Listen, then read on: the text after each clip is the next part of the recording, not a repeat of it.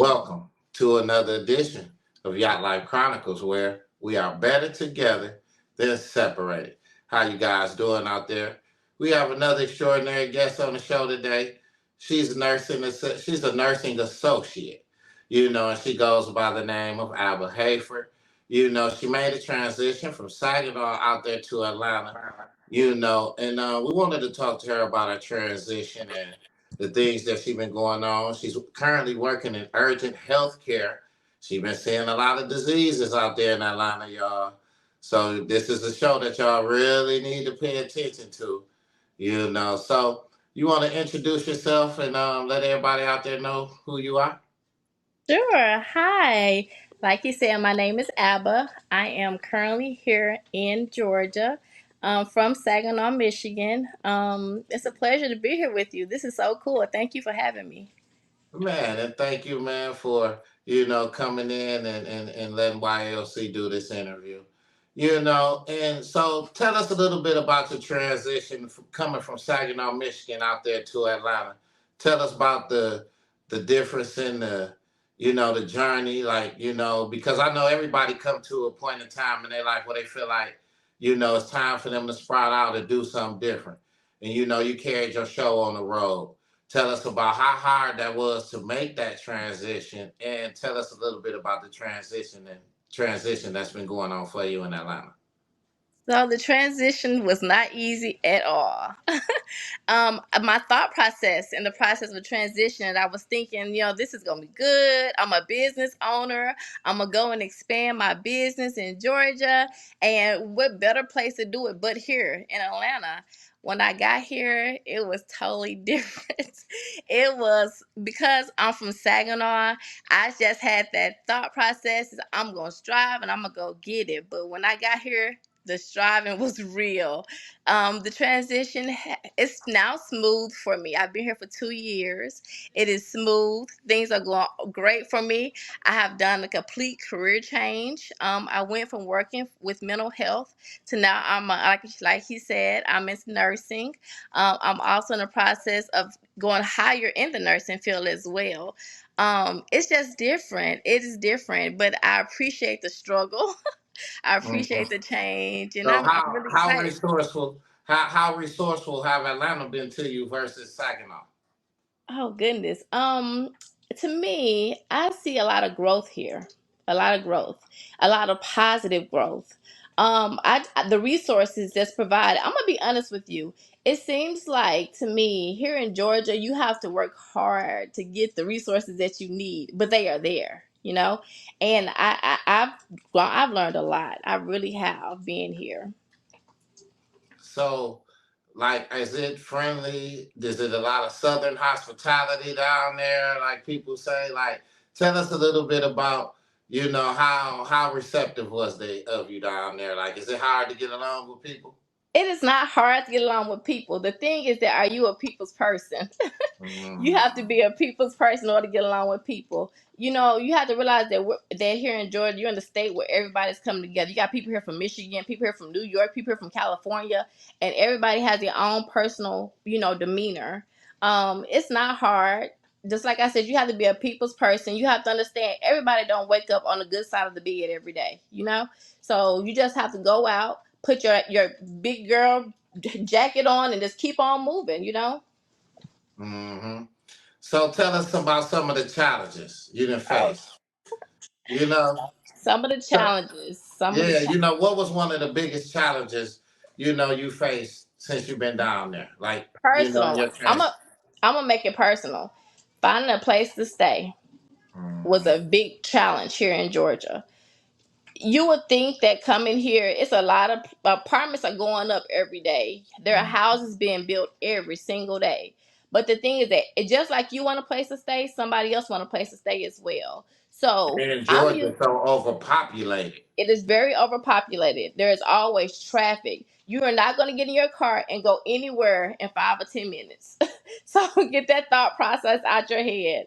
Listen, Um, yeah, because and you can't be playing if everywhere you gotta go, you gotta get on that 285. So 285, 75. Me, I have learned because being a Saginaw. and And with housing out there, a lot of those establishments go by your credit score. They do.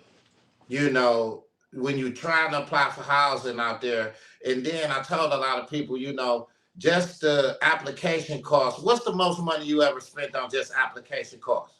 125. 125. And I ran into a guy one time out there, and he said he had spent over $3,500 in just application costs. And him and his wife and the kids, they just couldn't do it no more. So But you they have to had think to about it. move back. It's application costs and credit check. So you might pay 125 for application, then you got to pay like 125 for credit check. So you have to pay both. So you got to pay 250. Right. Certain And if you don't, places and if you don't even get the house, you just lose that you 250. just lost your money. And then you have to be aware of here too. I'm not trying to make Atlanta sound like it's a bad place, but scammers are big. They would have a house for you, and you will go see the house and everything, and then you will Zelle them your deposit, and it's not even their property. I mean, that's never happened to me, but being here, I've witnessed it. And they be having those properties on them sites, giving them keys and going Hmm. because they done went by and seen the house before, and Hmm. now here they is using the house, to their advantage, Exactly. scamming with it. You know, Exactly. So that goes a lot. That goes on a lot here in Georgia. yeah. So talk a little bit about your journey through healthcare down there. My Where did journey you in start healthcare. at down there? So when I first got here, I was working with DBHDD, which is a developmental disability disorder here in Georgia. I transitioned from Michigan. Like I said, my thought process was to expand my business from Michigan here to here in Georgia. So when I got here, my thought process was to work under the umbrella of which I am for mental health, and then expand my business. As I kept going forward and kept going forward, I started leaning more into the nursing industry and the nursing field. I'm sorry, the nursing field. And that's when I was like, you know what? I have always been excited about healthcare. Let me just touch it a little bit on the surface to see more about it. So what I end up doing is I end up going starting classes, and from classes I end up graduating, and then just kept going, kept going. So now I'm currently working in an urgent care. So yeah. Okay. And being in urgent care, I know you've been seeing a lot of things. Yes. You know, a lot of and then down there in Atlanta, you got it's a lot of violence down there. And I mean, like, tell us some of the worst things you've seen down there since you've been working in urgent care. Um I can't I really cannot. I can tell you the most heartbreaking thing that I have encountered. A patient coming in being diagnosed with HIV, and knowing that their partner gave it to them. You know, and then having that patient to cry on my shoulder and asking me how does she explain this to her children. I think that's the most heartbreaking. That was the most heartbreaking story ever. I think I had to literally hold back the tears myself because just I would never want to be in that situation. We deal with a lot of patients who come in with gunshot wounds. We do a lot of STD, STI testing. COVID has showed its face again. COVID is big now. A lot of viruses are out. A lot of viruses people don't even realize are out are retouching the surface again. So it's a lot we deal with in our urgent care. Hmm. Because I was just my friend. I talked to him. Shout out to TDFA. Get well. He was down because of that COVID thing that it came back around again. Yeah. And the symptoms are a lot different from the symptoms from before. A lot of people are looking for the no taste, the no smell, but now it's more body aches and pains with no cold symptoms, you And know? that's what he said. He had body aches. Yeah, it's back with body aches, and a strep throat is really severe now because a lot of times kids are coming in with rashes and not realizing that those rashes are associated with possibility of strep. And Mm. if you go without treating strep for a long period of time, it can begin to affect your organs. Mm. Yeah. Mm. Mm. Mm. So, what do we do to try to prevent COVID? I think we're going back to the basics of wearing the face mask, the basics of washing our hands, uh, proximity, keeping people away from you at a certain distance. I have been in contact with COVID a lot lately, and from the grace of God, I have not gotten sick. Thank you, Lord. And I don't want to get sick, but because I am well geared in the facility. I just think that the face masks are very important. We all know they're very uncomfortable. We know that, but we also know that we don't want to get sick, and we don't want to make our loved ones sick either. And who suffers the most are the babies in the older community. So Mm-hmm. we want to, keep that in mind. Mm-hmm. So tell us, how is it, going to that individual and explaining to that individual that, this is a young black female Hmm. that had been with, different partners, or a Hmm. partner that then brought it to her, or even a male that Yeah, then, vice versa. It goes both ways, it does. how you can catch it, but like, how do you even prepare yourself to go in and talk to a person to tell them about something that's changed their life forever? Exactly. I think honestly, I'm a strong believer in prayer, and I have to really like have that conversation with God. Like, God, give me the words to say, because I don't want to say the wrong thing. I want to show empathy as well as sympathy. And so it breaks my heart, because that could be my loved one I'm having to tell that to. And I don't like to do it, but I do it. But at the same time, I'm educating you. I'm not just going to tell you that you're walking out of here with an STD or STI. I'm going to educate you and let you know how to prevent this from spreading and how to take care of your body, so that you won't put yourself in a predicament where you get sick or go untreated. So I educate along with it. And one thing also, if I'm dealing with a young person that's coming in, they tell me, well, it's my first time I have been sexually active and I didn't wear protection. I ask them, do you know what STD and STI are? And if they tell me that they do not, I educate them and I let them know this is what this is. So I'm not just going to treat you, I'm going to educate you as well. Mm-hmm. And I know we got a lot of uneducated people in Hmm. that STD field. Yeah. The most common disease that you've been seeing that's been coming through urgent care as far as people with STDs? I would say herpes. Herpes. A lot of people don't understand that what herpes are. They just think, oh, I'm gonna get treatment that's gonna go away. They don't know that it could be life lasting. They don't know that you could pass it on to somebody. They don't know that it can affect your female reproductive system. Especially if you go a long time without having a STD or STI treated. Um, I would say that's the most common. The most that shocked me, that I've seen the most, is HIV, and it's not HIV in the older community. It's HIV with our babies. 17, 18 years old, um, having to deliver the news and to them, and them not really knowing how to respond to it. Um, yeah. And you Mhm. got a lot of what they call polydemir, and all these different relationships with these three and four people, Mhm.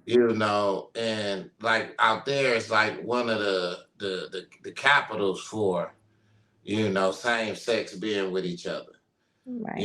They got a lot of LBGT communities. They got a lot of, it's a prideful state with LBGTQ. It And is. so as you seeing a lot amongst men, women, like, what is it? These STDs, like, prevalent. You've been seeing more men, more women. Like, talk about that a little bit. Um, when it come down to the poly lifestyle here, like you said, it's very open, and you're not cast down or judged upon because that's your preference. I would honestly say to be safe. That's the only advice that I can give if somebody come in and they say, "Well, can you test me for this or can you test me for that?" We do have a lot of open people who will tell you, oh, I was with my girlfriend last night, or I was with my girlfriend and my, you know what I'm saying? They'll be open and they'll communicate that with you. Because our biggest thing is that not only do we not want you to get treated, we want your partner to get treated as well, you know?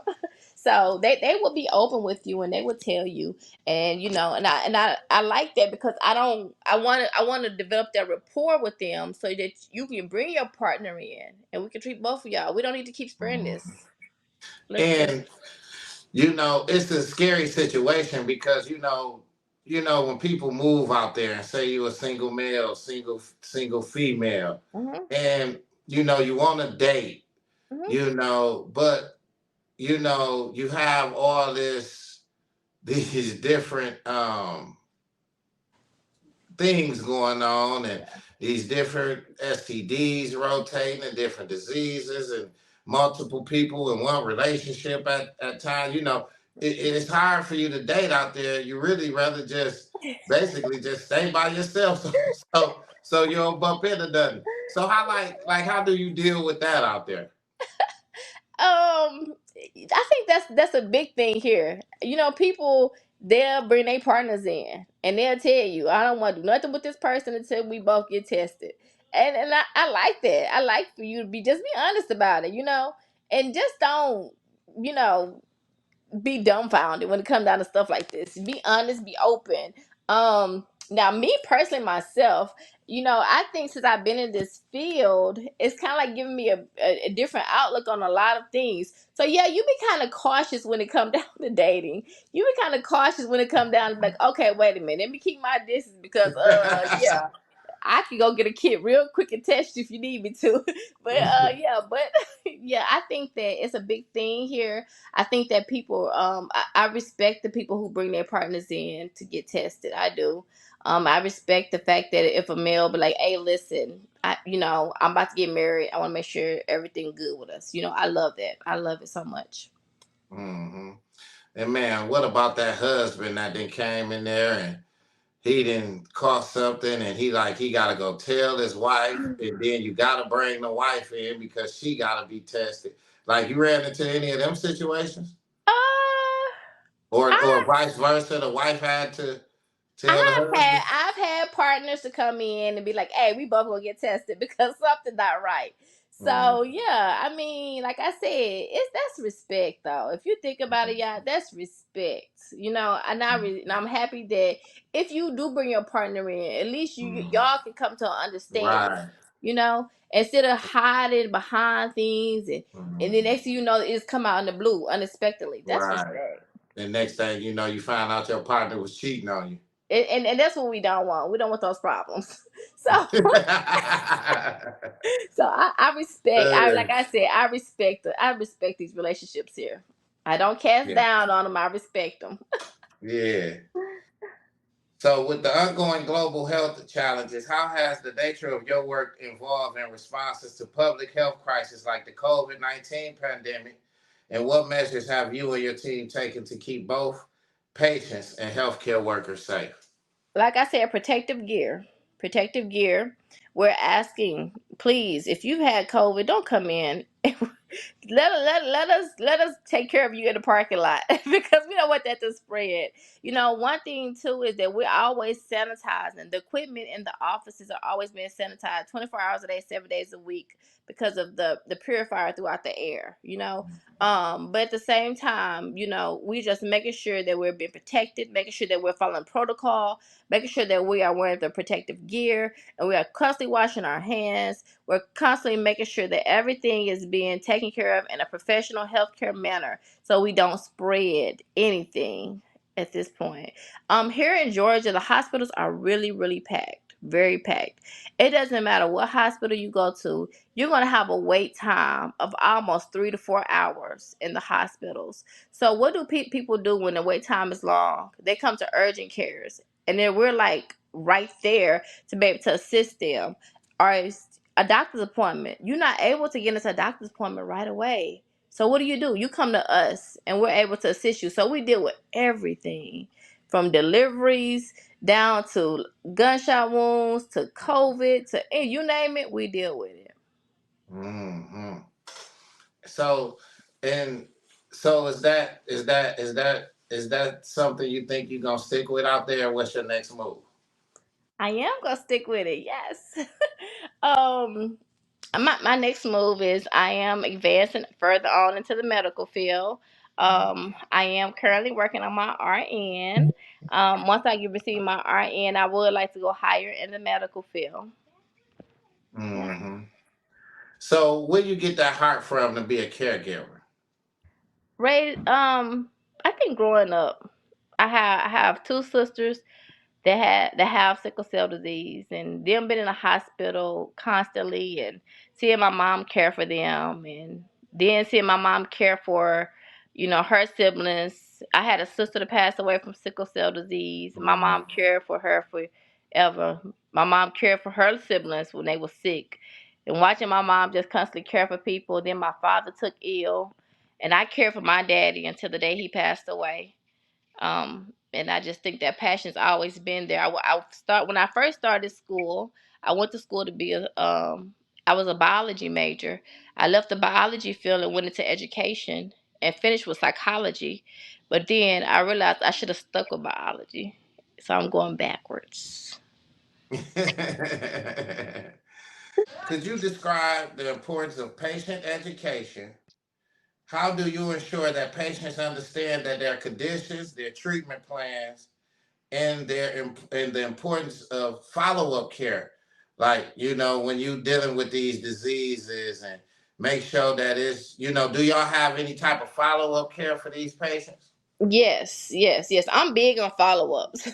I am very big on follow ups. If you have to leave our facility and go to the hospital, I'm gonna call you to see how you're doing. I'm big on making sure that you get the right referrals that you need to follow care.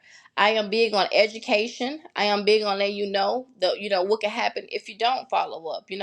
I'm very big on it. What most thing I love about the facility that I work with is that we gonna learn. We gonna know who you are. We gonna learn. We're gonna be on a one-on-one basis. We're gonna get on a personal basis, because we want you to have trust in us, to know that we make sure that the healthcare plan is being followed and that you're gonna be in the best health. So I'm big on follow-ups. I'm big on phone calls. I'm big on, if you need a ride, let me know. I'm big on, if you run a medication, please call me and let me know. I'm big on everything, because I want you to be in the best health. That's the biggest thing, is I want you to be in the best health. Mm.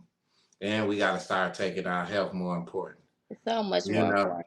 Because we and don't. We slack on our health. People don't understand vitamins are important. Our body our body will lack vitamins, and we don't even realize it. Multivitamins are very important. Vitamin D, vitamin C, vitamin E, vitamin D from the sun. Get it out and get into the sun. You know, Vitamins are very important, and we need to be more cautious about that with our bodies. yes, we do. So if you could if you could paint a picture of individuals and paint a picture of the healthcare world, and how would you want to see it? As a caregiver in the healthcare world, how would you want to see the world? If you could paint a picture, how would that picture look? I think that picture will look more like, I don't want anybody to be sick. I don't want to see people struggle with cancer. I don't want to see people die with AIDS. I don't want to see people, having to struggle through life, can't afford health care. I can't afford medication. I don't want to see that. So I think in the healthcare field, I would be much more of a provider. I would be a provider to provide the resources people need in order to be healthy. I don't have a cure for cancer. I don't have a cure for AIDS. But what I do have is I have the resources that you need Hmm. to make this transition a whole lot better. Right. Do you think natural herbs are better than a lot of stuff that's being handed over the counter? Of course. A lot of our medications come from natural herbs. Of Hmm. course. I'm not going to go into detail with that portion of it, but yeah, of course. A lot of natural herbs are very, yeah. Because you have to realize too, when you drink tea, what are we drinking? You Hmm. know? And a Tea, and lot of lots of people tea just make us feel better. uneducated. a lot of people just uneducated to the natural way of doing things when they get sick. Mhm. That's why I think a lot of people don't go the natural way. They Yeah. always get things from over the counter or looking for this pill or that drug. Yeah, I always say the natural way is the first best way to go. You'll be surprised what lemon, ginger, and tea could do, and honey would do to your body if you're having a cold. You'll be surprised, and you don't need anything else. Only time I would say is necessary is when you get to the point where you need antibiotics. In your experience, what advice would you give to individuals considering a career in urgent healthcare, particularly in a dynamic and diverse city like Atlanta? I would say go for it. Don't stop. Go for it. The sky is the limit. Continue to strive. Continue to go for it. I had someone ask me. He was a senior, and he says, "I want to go into the healthcare, but I'm not really sure if that's what I really want to do. So I'm just gonna start off with the basic." And I said, "If that's what makes you comfortable, please, by all means necessary, start off with the basic. But I really say go for it. Do not stop. Continue to go. Continue to strive. The sky is the limit. You can do all things through Christ that strengthens you. So you continue to strive. Continue to go. Continue to push forward." And hey, what better place to do it but here in Atlanta? So what's the best thing you like about being a nursing associate? Oh, what's the best thing? People. I love people. I really do love people. I'm a people's person. I can hold a conversation all day about nothing. People, make it. I love when people say, "What's your name? Thank you so much for making me feel better. I'm gonna make sure I come back to see you. I'll make sure I tell you." I love that. I love the fact that you recognize the fact that I'm doing what I can under the assistance of a physician to making sure that you are getting the best care ever. Thank you. I love it. That's what's up. So is it anybody you want to shout out? Anybody you want to give thanks to, man, on your journey down there, man, for helping you out? Making your transition a little more easier. Yes, of course, I like to thank my mom. My mom is my biggest supporter, for real. My children, they didn't have to make this transition with me, but they did, and I appreciate them. I thank you, and the reason I thank you is because everything you say to me kind of stick. And one thing you said to me, you said was, "You might not have done this years ago, but you're doing it right now."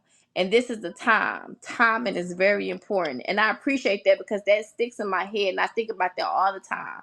Time is important. Timing is important. Timing is important. And this is my season. So thank you for that. And I honestly thank Saginaw for molding me to, being who I am. Thank you guys. Hmm. So where can they catch you out on social media? I'm not big on social media. Hmm. I'm not big on social media at all. But I know your kids, they doing a lot. You got one of them, he making clothes, and then the other one, so, man, my you might as well exploit them. my son, he does have a clothing line. He is Galati on Instagram. My daughter, she's doing skincare. So she has a little skincare line out right now. It's not very big, but it's growing. So yeah, my children are doing big things here in Georgia. Man. And we want to congratulate you on your journey, Thank man, and you. your success out there, man, and just making the transition of, making that decision to leave and just following through Yes, with I it. don't faith. Yes. And that's the whole thing, is that a lot of people don't be knowing the life that's out there waiting for them when they stuck in their feet is planted in one particular place on earth. Right. You gotta get out. You gotta explore. We scientists. We gotta explore this world. We can't explore the same spot for 40 or 50 You years. cannot. You cannot. You cannot. Life is not about four walls. We need to step outside. Step out on faith. I stepped out on faith. I trust God. I trust the process. And here I am. So, yeah, keep going. And there you have it. And we'd like to thank you for giving us this interview Thank today. you. Man, and like I said, salute to you. Thank Wish you you. much prosperity on Thank your journey. you. Thank you. Yours And, too. and Yours too. Yours too. I'm so proud of you. I am thank so you. proud of you. Thank you so Thank much for you. what you're doing. Thank you. Thank you. Whoever known I'll be in this spot, in this place, in time right now. Like you say, Exactly. we can't put things off. Sometimes I just did a show about, listening to your inner hunches and listening to that voice inside you. I just did a show like that was, I think, my last show that I put out. And, me just listening to that inner voice in me, man, and not being dismissive to it. Hmm. And I know a lot of times those inner voices have gave you a lot of direction in life, Yeah. that you were able to capitalize off of. Hmm. Hmm. Yeah.